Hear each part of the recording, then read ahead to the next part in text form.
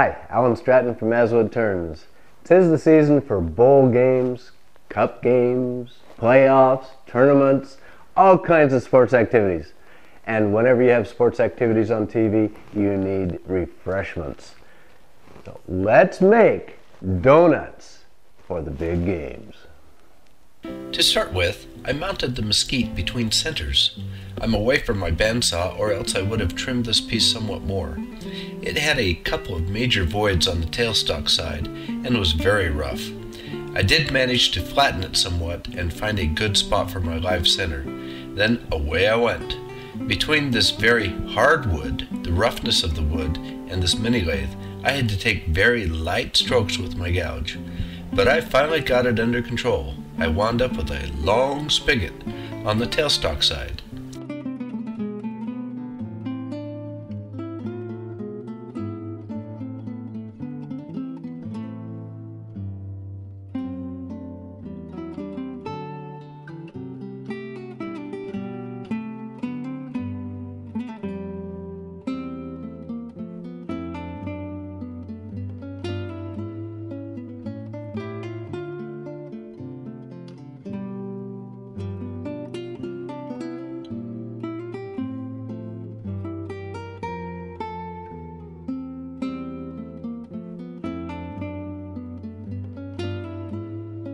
Finally, I decided to transition to a chuck, but with that long spigot on the tailstock side, I decided to cut a tenon on the headstock side and mount it that way.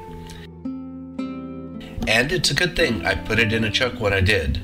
With the lathe off, as I was moving it to the chuck, the spigot sheared off. I'm glad it wasn't still spinning at high RPMs. That would have been exciting. With the wood now securely held in a chuck, I can finish shaping the outer profile. I'm still using the gouge, but doing a lot of shear scraping to refine the curve.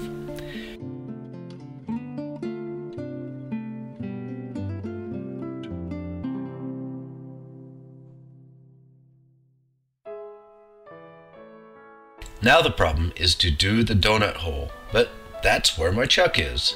I'll cut a mortise that I can use with my chuck in expansion mode to hold the wood. Then flip the wood around and remount it in the new mortise. Then I'll cut away the tenon and cut a mortise on the other side.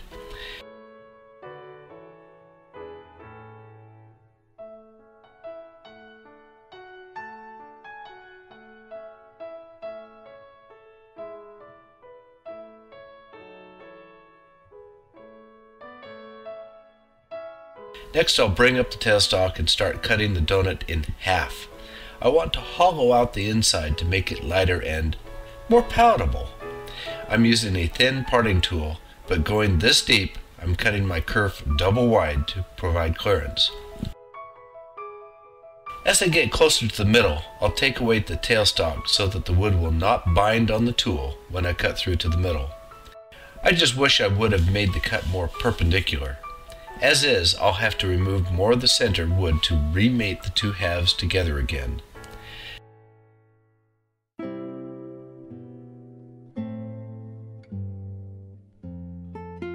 Now I'll mark out how much I want to take out of the center and also hollow out the donut. Actually, I don't want to cut the entire whole area because that is where my chuck jaws are. So I'll just remove some now and the rest will be later when my chuck jaws are not at risk. I also want the inner and outer lips of the donut exactly even. I'll check this several times to get it right. That's where my glue joint is going to be.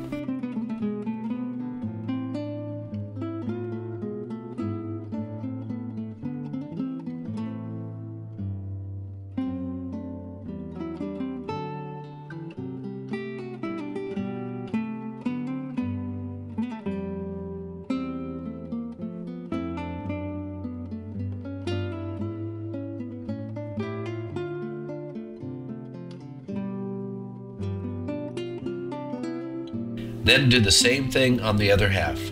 Mark the whole area and cut some of it away. Mark the donut area and scoop out the middle.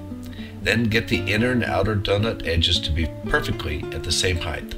This time I took out some of the whole area, but inside the jaw area.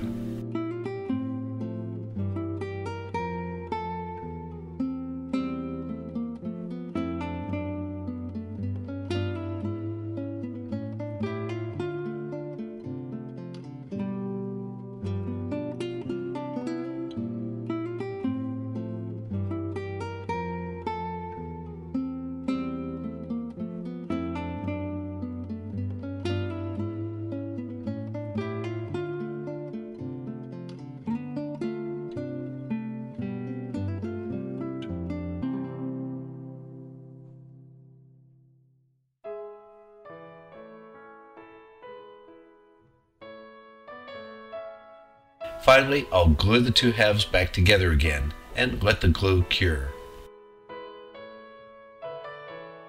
Now with the glue cured, I'll remount the donut back onto my chuck.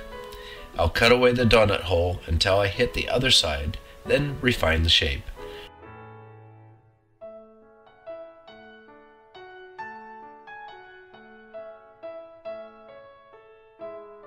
Finally, I'll sand progressively through the grits and finish with beeswax and mineral oil. Now's the big challenge, how to finish the other side of the donut hole. I cannot use the hole, that's the area I need to shape. So I decided to use a jam chuck that the donut can fit into. With it mounted again, I'll finish shaping the other side of the donut hole, then sand and finish my donut.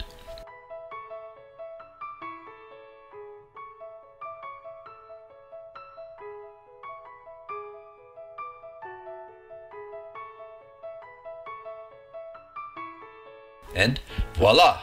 My donut is ready for the big games. My question now is, how to add filling? How to add frosting and sprinkles? Be sure to like this video and subscribe to my website and YouTube channel. Please wear your face shield when turning. Until next time, this is Alan Stratton from As Wood Turns.